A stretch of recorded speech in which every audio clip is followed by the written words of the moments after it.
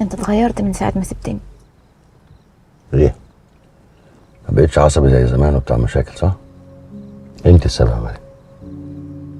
بعد ما مشيتي حسيت اني خسرت كل حاجه، اتكسرت، فقررت ما بقاش عصبي وبتاع مشاكل.